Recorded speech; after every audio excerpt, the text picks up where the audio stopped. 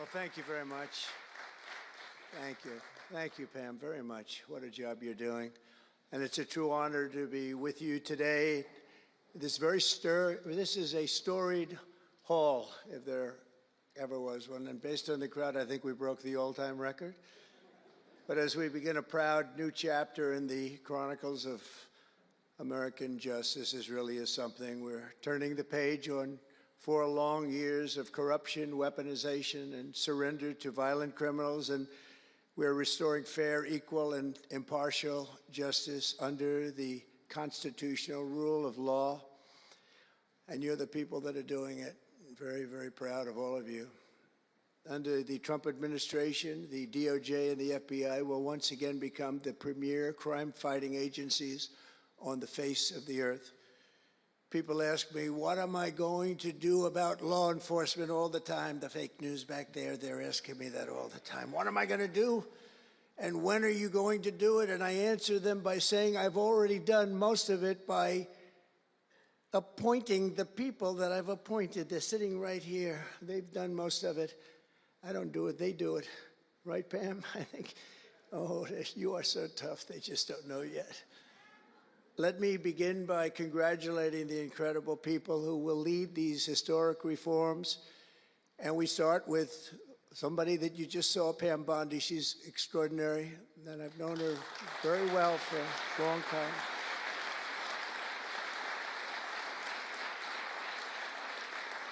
I watched her for a long time in Florida, for years in Florida, and highly experienced. She seems so young, but she's highly experienced, that I can tell you. She was a phenomenal Attorney General in Florida, and she's going to do a really amazing job. Also, our new director of the FBI, Kash Patel. Kash, right.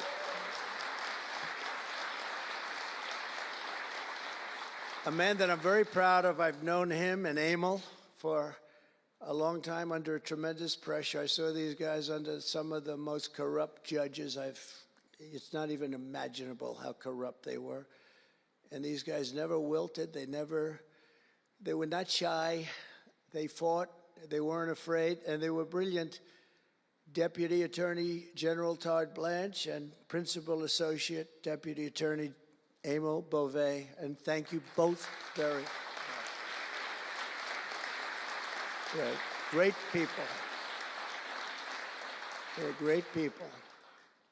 The Chief of Staff, who's so highly respected, Chad Mizell. Thank you, Chad. Chad? Thank you, Chad. Our next administrator of the DEA, Terry Cole. Terry? Thank you, Terry. Good luck. Going to do great. Senior counsel to the Assistant Attorney General for Civil Rights. Boy, I've been watching him on television last couple of weeks. He is really a tough one, and he's a great one. Leo Terrell, you watch how good he's going to be. He's going to be so good. Thank you, Leo. Great guy. Assistant Attorney General of the Antitrust Division, who's got an incredible reputation. She'll do very, very well. Gail Slater. Thank you, Gail. Good luck. Great job. Now, we're joined by many, many great friends and terrific friends, and I won't be able to, too many to name, but some that I just see very quickly. General Flynn, thank you for being here. Here's a man who went through hell, by the way, and he shouldn't have. He's a patriot. He went through hell. We're also pleased to be joined by Senator Chuck Grassley and House Majority Whip. Where's Chuck? Hi, Chuck. House Majority Whip Tom Emmer. Tom, great job you're doing. Representative Guy Reschenthaler, one of the toughest names to say, but I got it perfectly, I think. And State Attorney General Ken Paxton, thank you very much. Thank you very much. Somebody who was with us early on, and she's really become a big star and very popular, Brenna Bird. Thank you, Brenna. Thank you very much.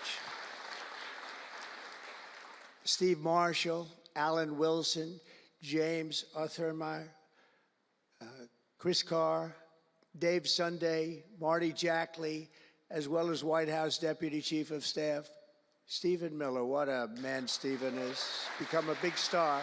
Right, Emil? Steve Miller. Steve has been something very special. For generations, the Federal Department of Justice was one of America's most revered institutions. The men and women of the DOJ brought down the mafia, hunted down the killers, kingpins, and spies, tracked down terrorists and traitors, and tore down corrupt political machines all across America.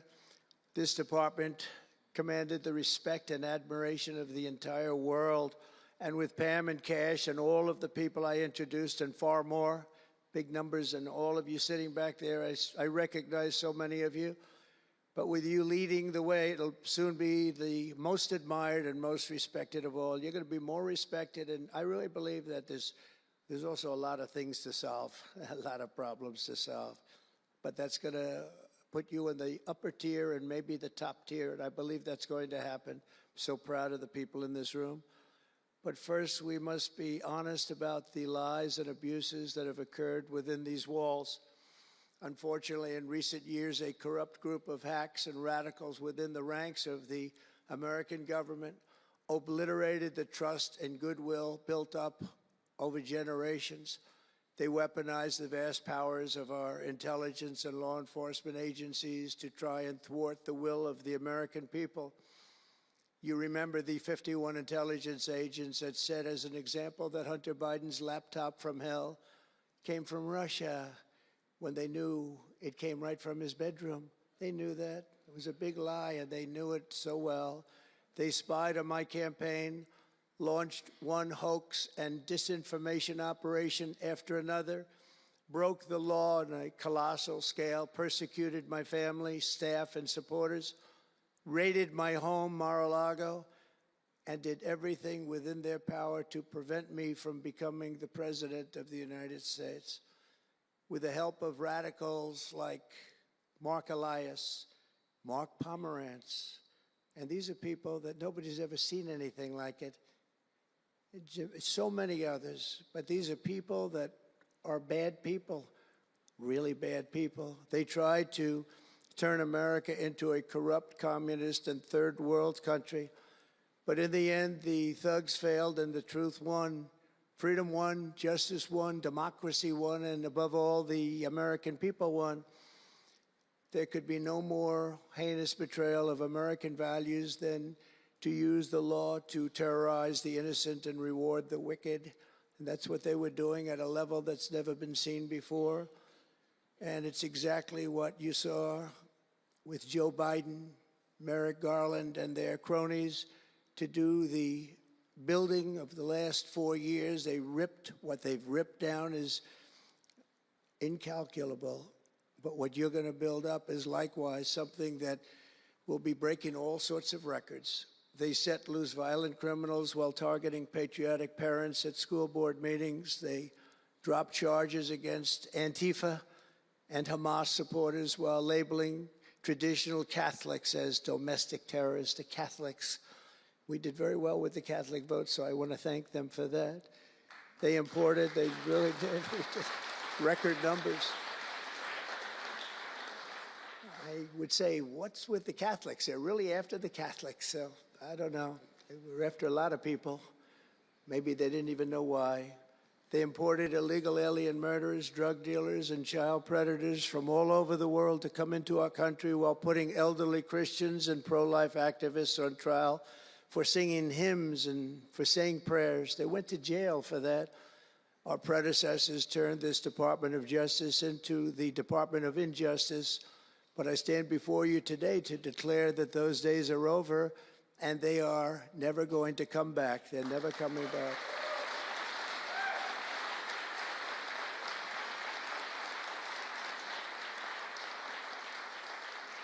So now, as the chief law enforcement officer in our country, I will insist upon and demand full and complete accountability for the wrongs and abuses that have occurred.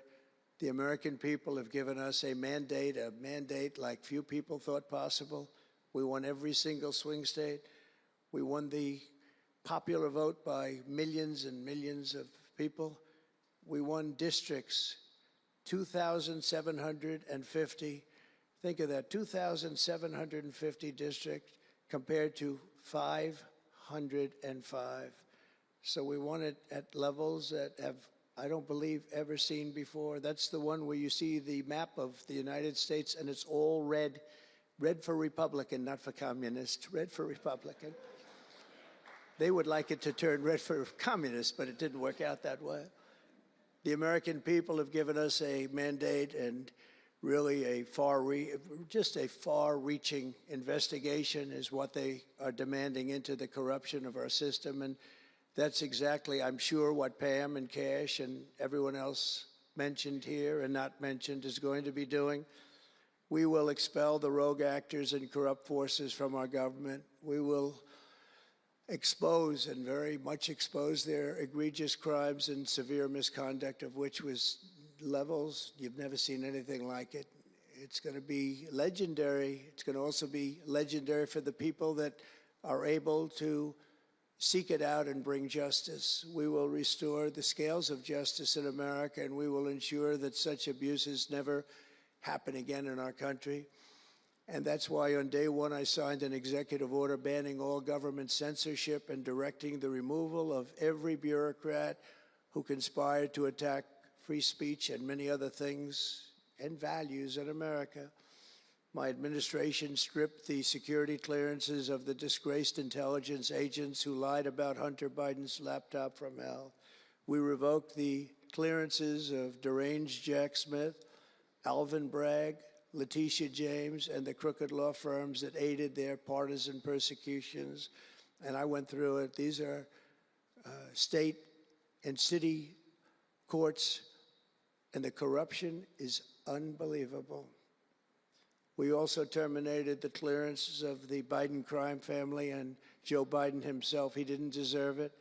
In fact, he was essentially found guilty, but they said he was incompetent, and therefore let's not find him guilty, I guess. Nobody knows what that ruling was, but I didn't want any part of it. I think I would have rather been found guilty than what they found with him. They said he didn't know what the hell he was doing, and therefore he's let him go. I said, you know, I'd rather be convicted, Pam, I think, than that. That was not good. I said, please convict me, don't say that. I pardoned hundreds of political prisoners who had been grossly mistreated. We removed the senior FBI officials who misdirected resources to send SWAT teams after grandmothers and J6 hostages. And it was a great honor for me to fire, I will tell you this, a great honor to fire James Comey. A great, great honor. That was nothing. There was no better day. A lot of people said, oh, that's too bad you did that. And they said that's going to be, and you know what? A year later, they said that actually saved the administration because the level of corrupt things that we learned after that turned out to be that they were doing, in fact, really bad things. He was a terrible person, did terrible things and persecuted people, and all in the guise of being an angel, but he wasn't an angel. We created a brand new DOJ task force and anti-Christian bias. And under Director Patel, we're getting the FBI agents out of the headquarters in Washington, D.C., and back on the streets in pursuit of dangerous criminals where they belong and where they want to be. And, you know, you have that big FBI building, and it's a very big building, and they were going to build an FBI headquarters 3 hours away in Maryland, a liberal state, but that has no bearing on what I'm about to say, but we're going to stop it. Not going to let that happen. We're going to build another big FBI building right where it is, which would have been the right place because the FBI and the DOJ have to be near each other. You can't that's one thing I did learn from this persecution. The FBI and the DOJ work together. Now, in my case, they work together for bad purposes, but they do. They were always together. So how can you have one that's 3 hours away? But one thing I said to Cash, well, we're going to get a great building built. It's going to be a magnificent building. He said, sir, we don't need that kind of room. I said, what do you mean? He said, I'm just going to take a old Department of Commerce building that's about 25% the size, and that's what I need. We're going to have the best staff that you've ever seen, and that's what I need. It's in a nice location, but I don't need that big building. Why don't you just sell the site to somebody, and we're going to be very happy. And they want to have far fewer people, but we also want to have them in D.C., and if for no other reason, we like having law enforcement walking the streets of our capital, because when the bad guys are out there and they see there's an FBI agent, that's the ultimate in law enforcement, and they're not going to be acting so bad. We're cleaning up our city. We're cleaning up this great capital, and we're not going to have crime, and we're not going to stand for crime. And we're going to take the graffiti down, and we're already taking the tents down, and we're working with the administration. And if the administration can't do the job, we're going to have to take it back and run it through the federal government. But we hope the administration is going to be able. So far, they've been doing very well. The mayor's been doing a good job. We said there are tents galore right opposite the State Department. They have to come down, and they took them down right away. And so far, so good.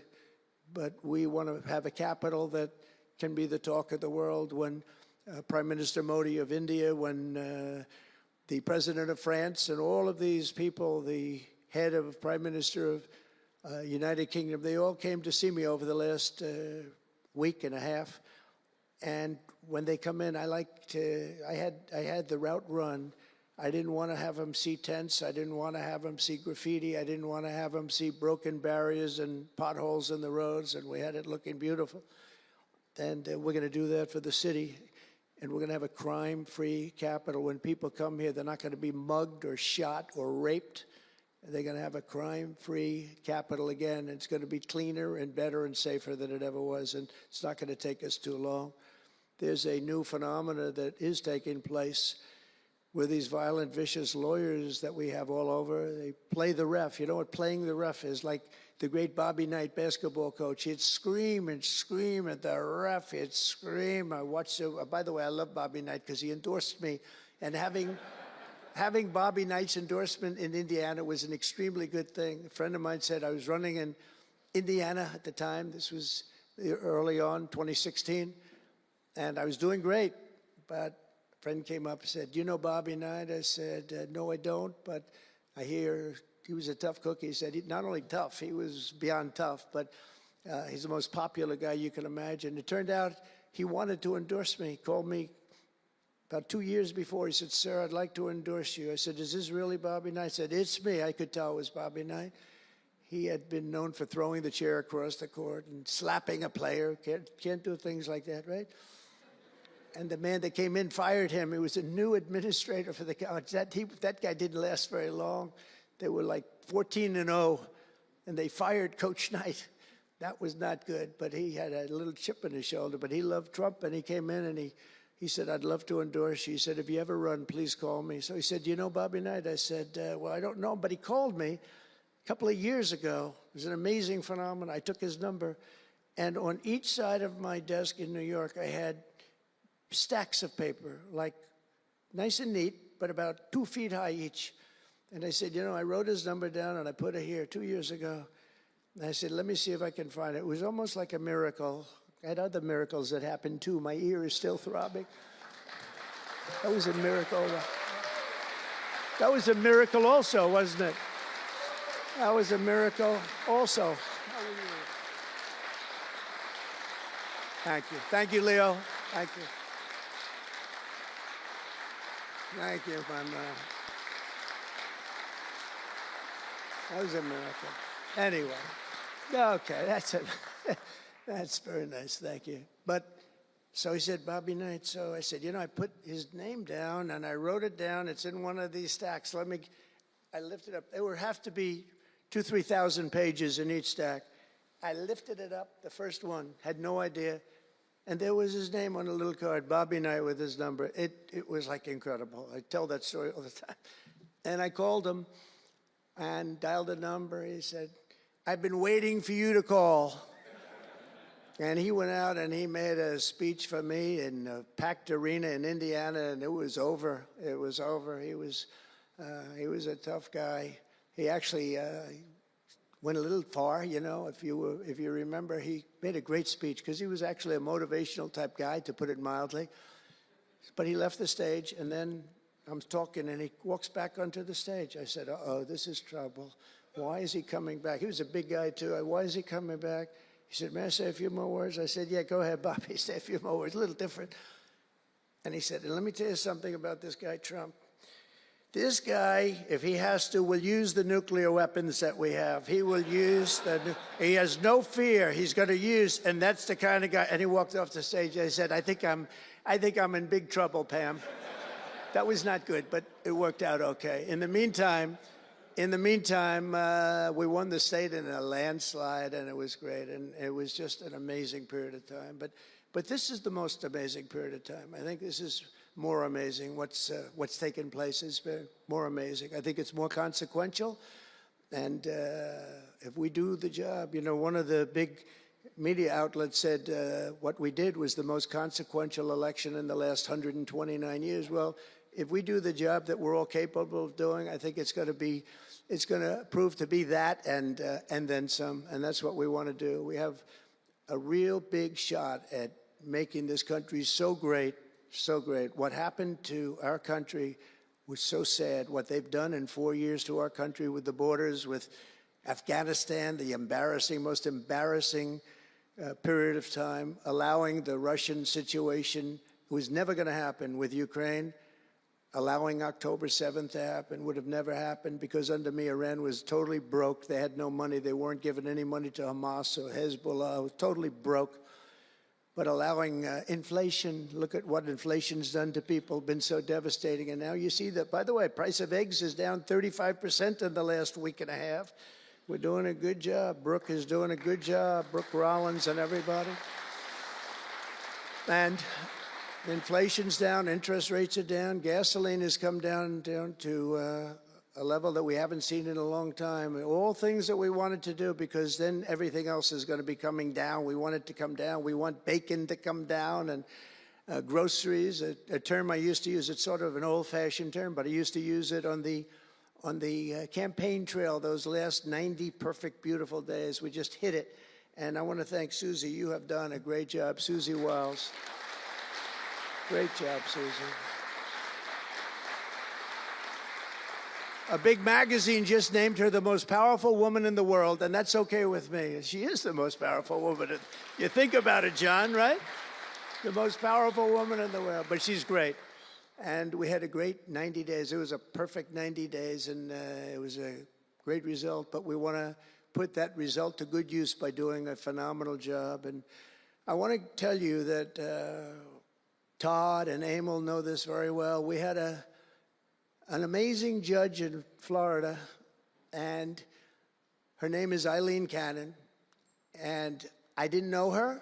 I still don't know her. I don't believe I ever spoke to her, even during the trial. But I did appoint her, federal judge.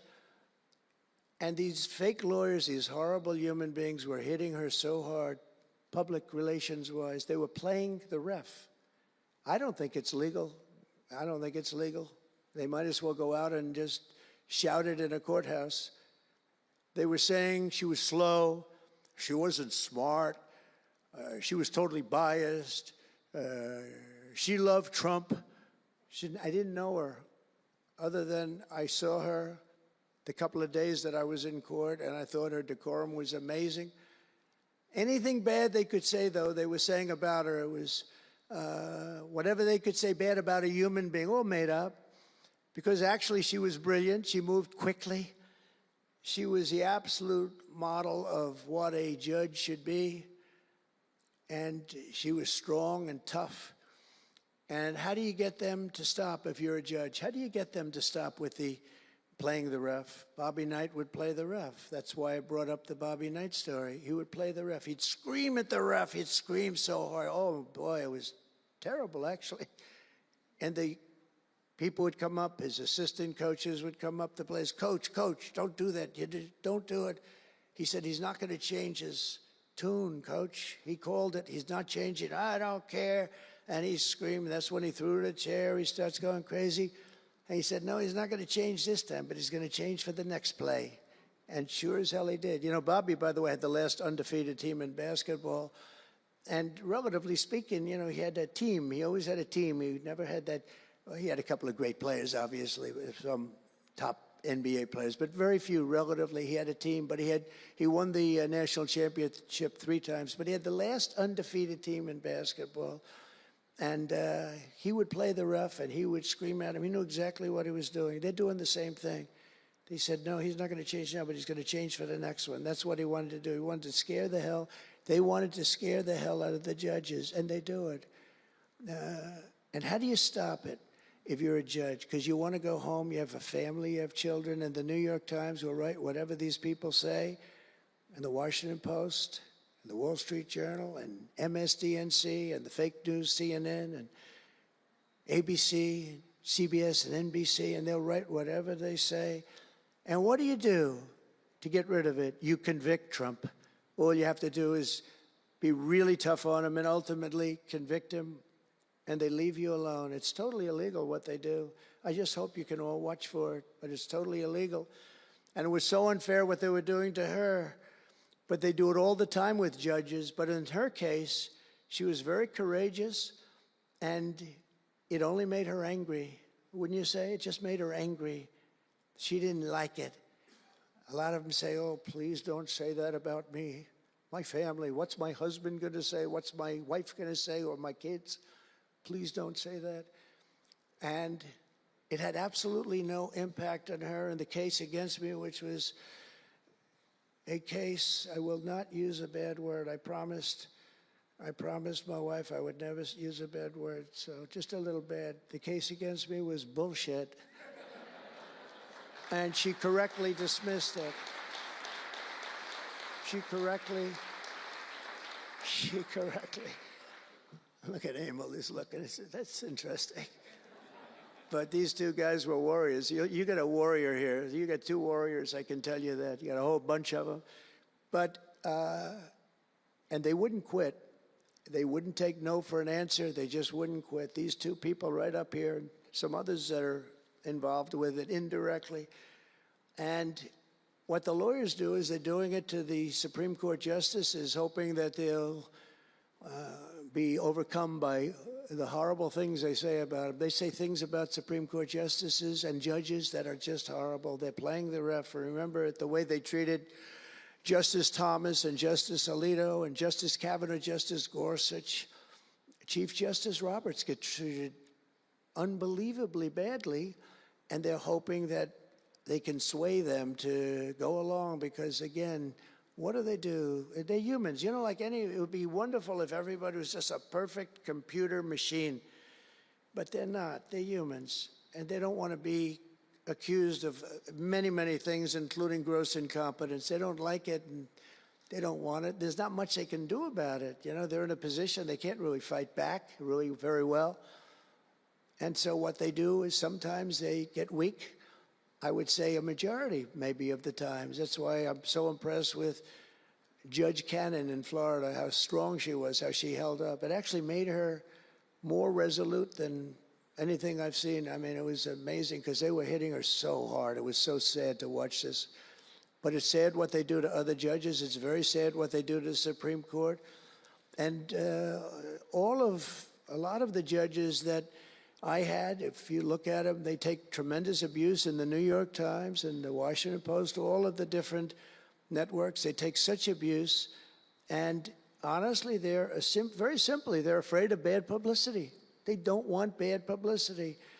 And it's truly interference, in my opinion, and it should be illegal, and it probably is illegal in some form. There's no difference than speaking to a judge or shouting to a judge or doing whatever you have to do in a courthouse. They're doing it behind the back. They're usually doing it anonymously. They're saying anonymously, off the record, the judge is no good, but everybody knows where it's coming from. And it's totally coordinated. It's a campaign, and it's by the same scum that you have been dealing with for years, like guys like Andrew Weissman, deranged Jack Smith. There's a guy named Norm Eisen. I don't even know what he looks like. His name is Norm Eisen of Crew. He's been after me for 9 years. Now, Crew is a charitable organization. And the reason I'm saying this, Todd, is I'm only going to get one chance to say this. But these are bad people. I don't know who he is. I don't know what he looks like. But everything I read is Norm Eisen of Crew. And Crew is a charitable organization. And that's a political thing. His sole life is to get Donald Trump. And he's been vicious and violent. and he's trying, and he probably had pretty good success over the years. But with me, how did he do? I think I'm president. Am I here because I'm president? But we had to take all of that abuse. Even during the trials, we had to take tremendous abuse. Like, you know, these wonderful guys, they're not legitimate people. They're horrible people. They're scum. And you have to know that. And you're going to have these cases where you can't allow yourselves to be deflected. You just can't let it happen. You have such a higher calling. And I believe that CNN and MSDNC, who literally write 97.6% bad about me, are political arms of the Democrat Party. And in my opinion, they're really corrupt and they're illegal. What they do is illegal. It makes no difference how big a victory I had. I can have the biggest victory in history. It makes no difference what kind of a failure the other side has. These people are going to go after me. And I said it during the big speech on Tuesday night. I said about Democrats, and I don't like that. I have great respect, by the way, for what Schumer did today. He went out and he said that I'm going to have to vote with the Republicans because it's the right thing to do. I couldn't believe what I heard. But, you know, I think he's going to get some credit for it. I think. Let's see what happens tonight with the big vote as it comes. But these networks and these newspapers are really no different than a highly paid political operative. And it has to stop. It has to be illegal. It's influencing judges, and it's really changing law, and it just cannot be legal. I don't believe it's legal. And they do it in total coordination with each other. And everything we do, we're restoring law, restoring order, and restoring public safety in America. That's what we want to do. And we're bringing honor and integrity and accountability back to the highest levels of the FBI, DOJ, and throughout our government. We're bringing our country back faster than anyone ever thought possible. We're working so hard at doing it. And we want fairness in the courts. The courts are a big factor. The elections, which were totally rigged, are a big factor. We have to have honest elections. We have to have borders. And we have to have courts and law that's fair. Well, we're not going to have a country. Crooked Joe Biden got us into a real mess with Russia and everything else he did, frankly, but he didn't know about it. And he, generally speaking, signed it with auto pen. So how would he know? That auto pen is a big deal. I don't know. You know, they're having who's doing this? So when my people come up, Will and all of the people, Steve, they come up and, sir, this is an executive order. They explain it to me, and, you know, 90% of the time I sign it. 99% of the time I say do it. But they come up and I sign it. But you don't use auto pen. It's, number one, it's disrespectful to the office. Number two, maybe it's not even valid because, you know, who's getting him to sign? He had no idea what the hell he was doing. If he did, all of these bad things wouldn't be happening right now. But we're going to get you back into a great position, and we've already started. They say that we had the most successful first month of presidency. Not a long time, but it's still a lot. It's like if you're a golfer, sinking a 3-foot putt on the first hole gives you confidence to sink something on the second hole. But if you miss that first putt, you don't like to have the putt on the second hole and the third hole. It could be a very bad experience. It's nice to get that first month, and now we have more than a month. Now we have a month and a half, and it's going really, really well. I can tell you as a little secret, although the cameras are blazing back there, so it's not that much. But I think we're doing well, as you have been hearing about Ukraine. I think we're doing now well with Russia. We're speaking with President Putin. We want to get the war over. Not only have we spent maybe $350 billion to Europe's, think of that, $350 billion to $100 billion, and yet we're across the ocean far away, so it shouldn't have been that way, but Biden let that happen too. And we're getting a deal where we're going to get that back, but much more importantly are the lives that we're talking about. On average, 2,000 young people are being killed every single day. Now, they're not from here. They're from nowhere close to here, but they're young people. They're human beings, and they have parents. They have sisters and brothers, the mothers and fathers, the friends and the families and the towns where they grew up. And they're losing, on average, 2,000, even 2,500 a week. and I want to get it stopped. And we've had some very good calls today with Russia and with Ukraine. They've agreed for a ceasefire if we can get it with Russia, and it's not easy. It's a tough one, but I think we're doing it. And as the Secretary General said yesterday of NATO, a terrific guy, he said without Trump, we wouldn't be talking about it. It would just go on for years, and millions of people have been killed, but millions more people would be killed.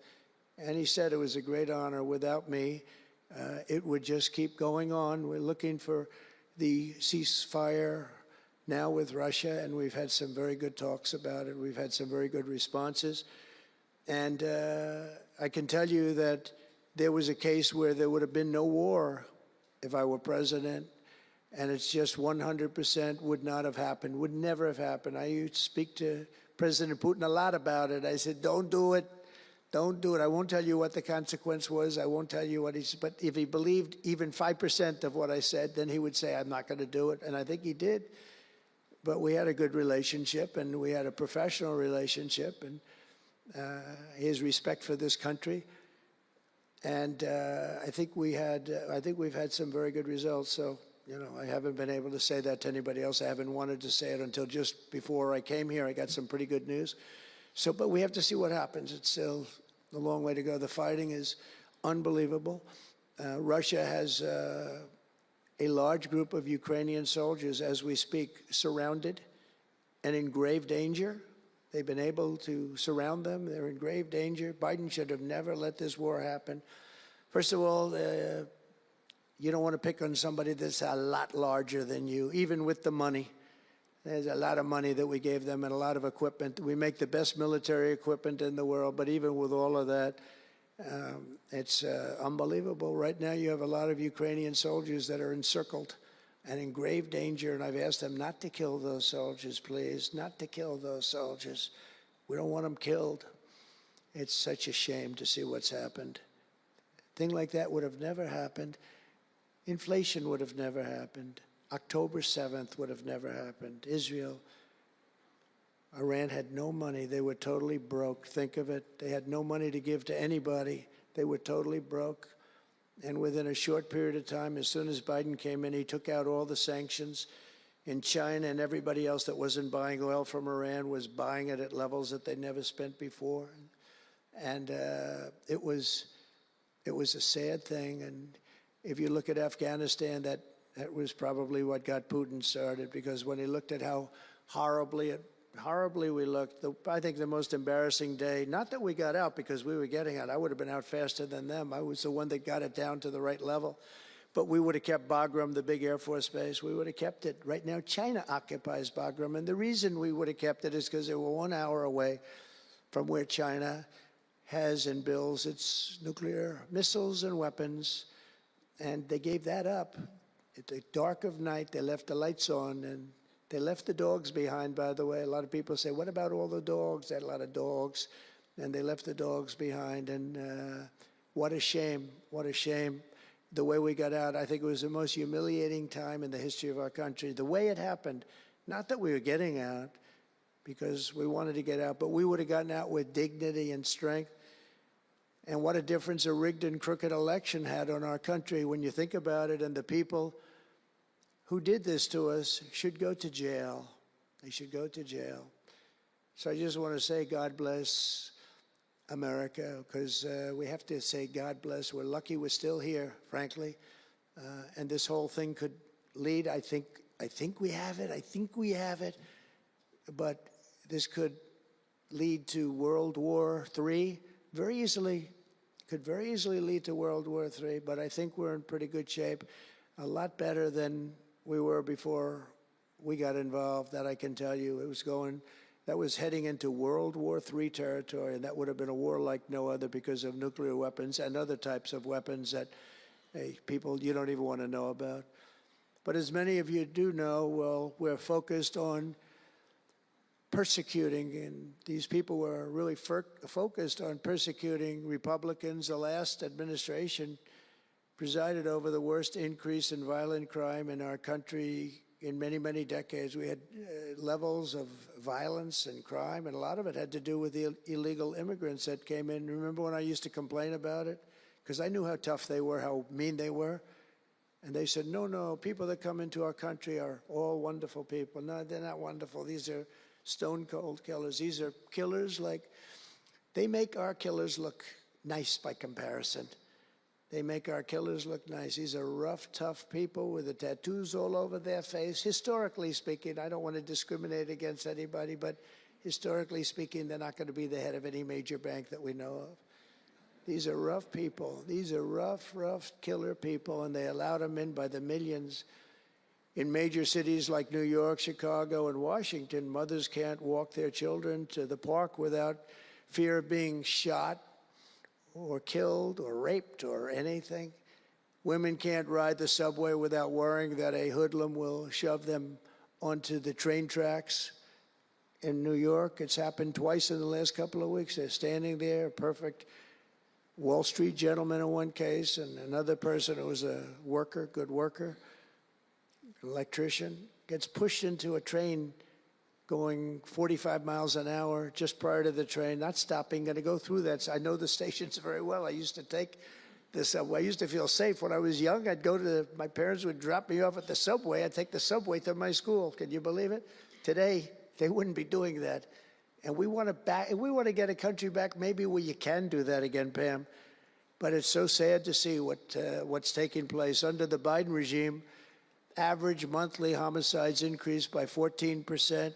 Property crime rose tremendously. Violent crime went up at least 37% that they know of. Rape soared by 42%. Car theft rose by 48%. And robberies surged to 63 to 100%. They don't even know what the number is.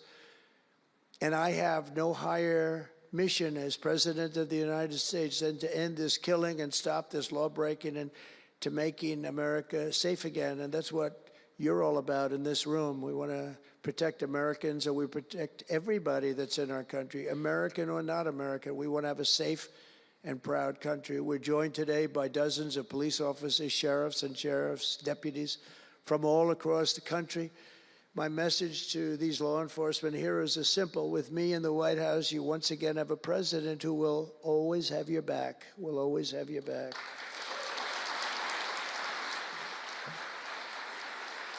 Thank you, Paul.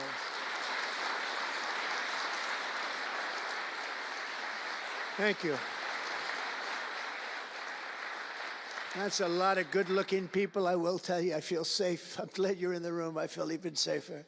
It's a lot of great people.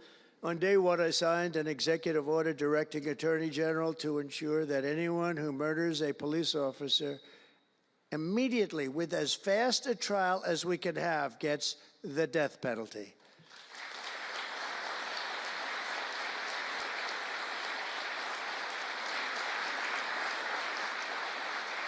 And last month, I fired all the radical left pro-crime U.S. attorneys appointed by Joe Biden. There were so many that were bad. And I know there were some that were probably very good, but there were so many that were so bad and so evil, so corrupt.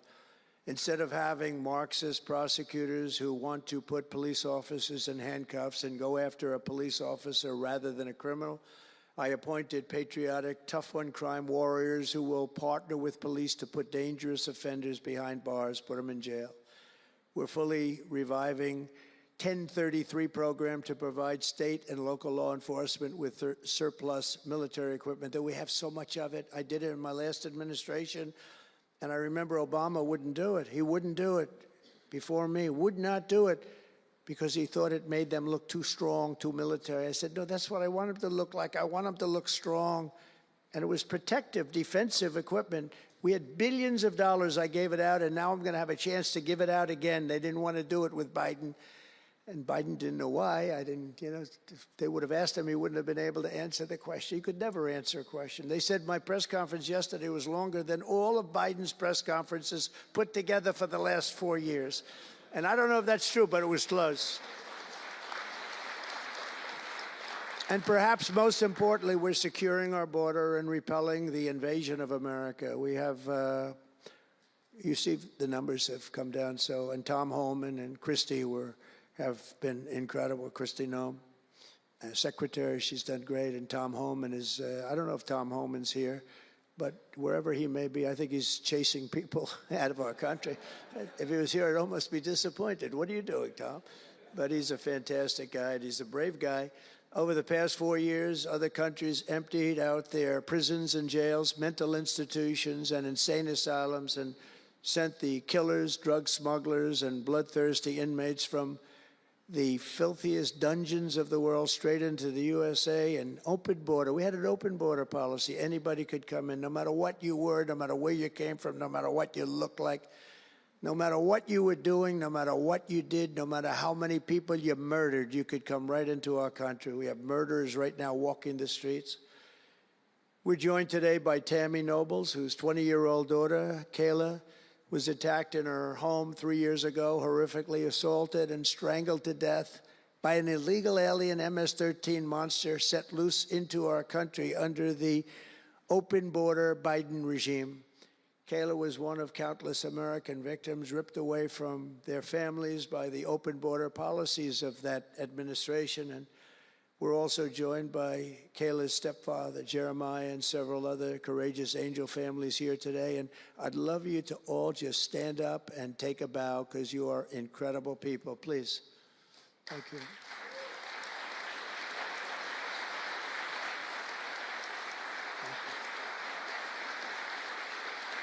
Thank you.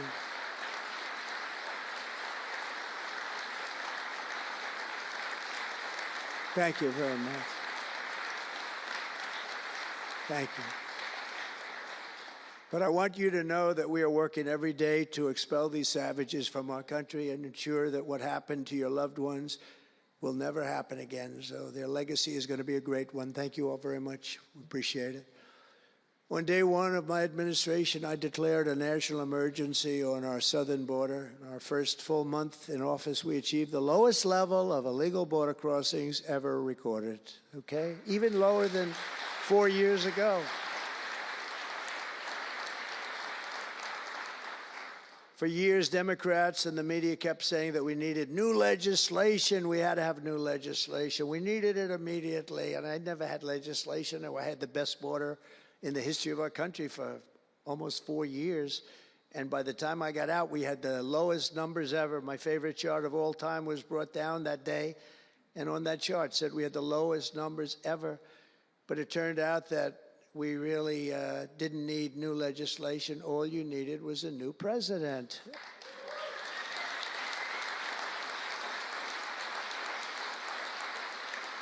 And I said that the other night. That's all you needed was a new president saying, close the borders, because the Border Patrol is unbelievable, ICE is unbelievable, and all of our law enforcement is just incredible. All of you guys are amazing, and the people of our country respect you and they love you. And a lot of times you don't hear that because you have to listen to the fake news back there, but they have great respect for you. So I just want you to know that. And you know, that includes our fire departments too. They don't get spoken about enough. You know, they go into some of the areas I read where they're shooting them off ladders. Can you believe it? They go up to put out a fire, Leo, and they go and they shoot them off a ladder. It's just unbelievable. These firemen and women are incredible. So I want to put them in the same category because they're just incredible. I also like that the fact they voted for me like at 94%. So I have to mention them. I have no choice, right? But the truth is they're phenomenal people. The law enforcement, fire, everybody, they're phenomenal. Basically first responders, because that's what they are. They're first responders. And we're ending the migrant occupation of America. And what we're doing now is we're liberating our cities and our suburbs and our towns. And you see a big difference. I'm getting calls all the time from even leaders of other countries saying, sir, the whole world feels liberated now. It feels like there's a light over America, but there's a light over the whole world. I hear that so much. It's so nice to hear, too. And I feel it. I mean, I feel it. I look at it. I see the polls. I don't know if the polls are right, but they're certainly very good. I'll take them right now.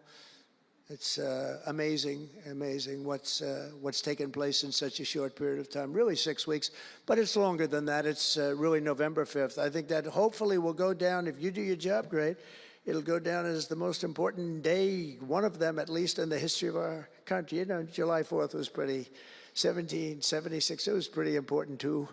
But let's see if we can top it. Can we top it? I don't know. That's a tough one, but we're going to try. But it will be one of the most important days in the history of our country. So I think, and I think everybody in this room wants that to happen. Last month, we officially designated MS-13 and Tren de Aragua. That's the Venezuelan gang, the toughest gang, they say, in the world, and the Mexican drug cartels as foreign terrorist organizations. That's a big deal. Nobody wanted to do that in the past.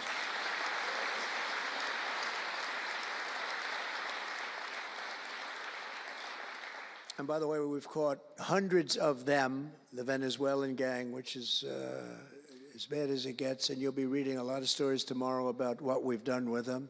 And you'll be very impressed, and you'll feel a lot safer, too, because they are a vicious group. They went into Colorado. They took over areas of Colorado. They sort of were like me. They were in the real estate business, but they didn't go out and get financing. They just took over a building and kept it. And they said to the tenants, get the hell out of here. One man called the police, and they cut off his fingers. And they say, you call again, your other fingers, and you call a third time, and you're dead. These are tough people and bad people, and we're getting them out of our country. And some are so bad, we don't want to get them out. We have to put them in jail because we don't want to even take a chance that they can come back. Thanks to our efforts, Mexico recently handed over 29 of the biggest cartel leaders, including the depraved kingpin charged with the 1985 murder of DE agent Kiki Camarena.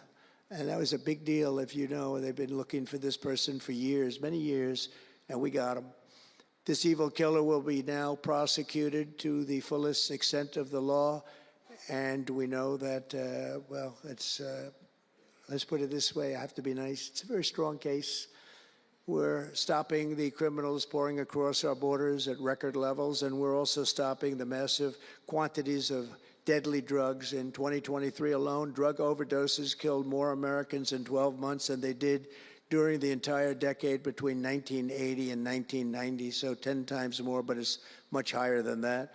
More Americans died from fentanyl last year than died in the Korean War, or the Iraq War, the Afghanistan War, all of them combined.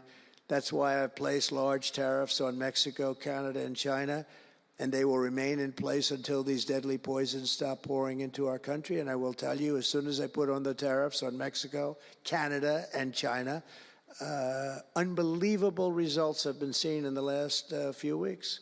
Unbelievable results. They weren't happy about it. You probably read they weren't happy, but they are working like hell to end it. They weren't working very hard before I did that. With us today is a brave mother and advocate, Ann Fundner, who lost her beautiful 15-year-old son, Weston, to fentanyl. And Ann, if you would, I'd like to ask you to come up and say a few words, please. Thank you.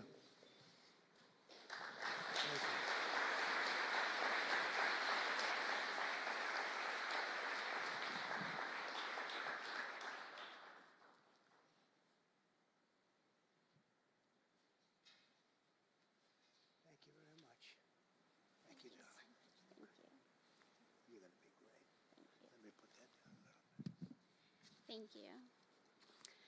Well, first I want to say thank you.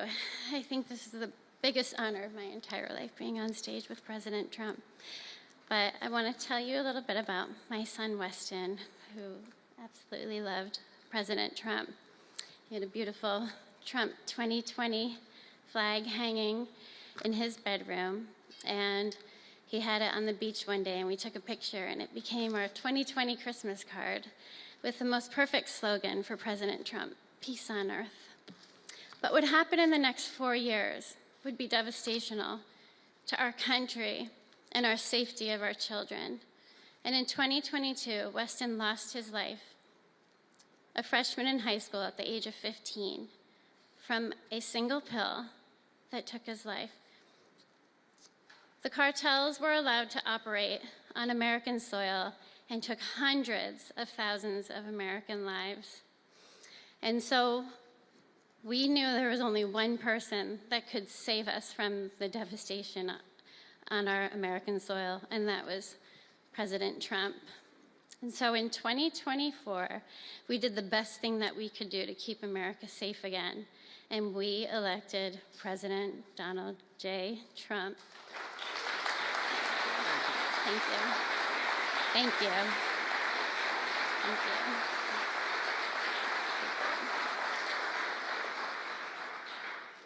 Thank you. And he's done everything that he has promised. We have a 98% decrease in border crossings. And he has labeled the terrorist cartels terrorist organizations. And he has instilled tariffs because there is no price on human life. And so I feel like I can speak for the entire fentanyl fighting community when I say thank you to President Trump, and thank you to Pam Bondi and everyone out here who is fighting this fight. God bless you. God bless you, President Trump. And God bless America. Thank you. He's up watching you. He's up there watching you. And he's so proud of Mom.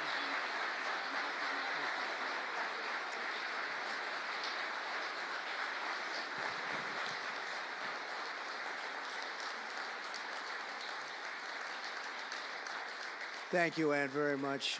Weston is, I just said to Ann, Weston is up in heaven watching his mom, and he's so proud of you. He's so proud of you. Thank you.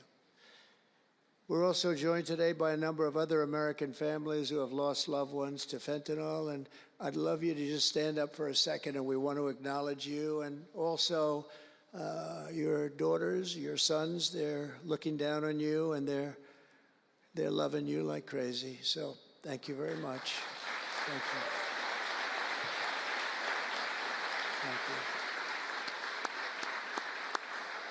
Thank you. This department will not rest until we have ended the fentanyl epidemic in America once and for all. In less than 2 months since I took office, the DEA and FBI have seized nearly 1 million deadly doses of fentanyl, and that's just the beginning. At my direction and working with Pam and everybody else, we've launched an all-out war on fentanyl traffickers, and it's a war that we're going to win. We're going to win this war. I spoke with the president of Mexico, very nice woman, very fine woman, and I said, let me ask you, you're sending a lot of drugs into our country. We're not liking it at all. Can't do that. But I said, is Mexico, does it have much of a drug? She said, no, we're not a consuming nation. I thought it was an interesting term. And I said, why? And which I've heard also, by the way, they're not a consuming nation. They distribute, but they don't consume. But I said, why are you not a consumer? Well, we're very close with family. I said, so we're very close with family, too. I mean, our families are being devastated, and we're just as close. Why else? She said, well, we spend a lot of money on advertising saying how bad drugs are. They're very rough ads. They show the skin falling off and the teeth falling out and going blind and losing hair and everything that these things do. You look like you just came out of a horrible concentration camp. And she said it was, they're rough ads. And it's not often that I feel I've learned something from a phone call, because I've had a lot of phone calls over my life. But I realized right then and there what a great idea that is. And we have hired Susie, a great person, who did a lot of our campaign work, and we've come up with an advertising campaign that's, I think, really incredible. More than anything else, it's terrible to watch. Terrible to watch. It's the only way it's going to work.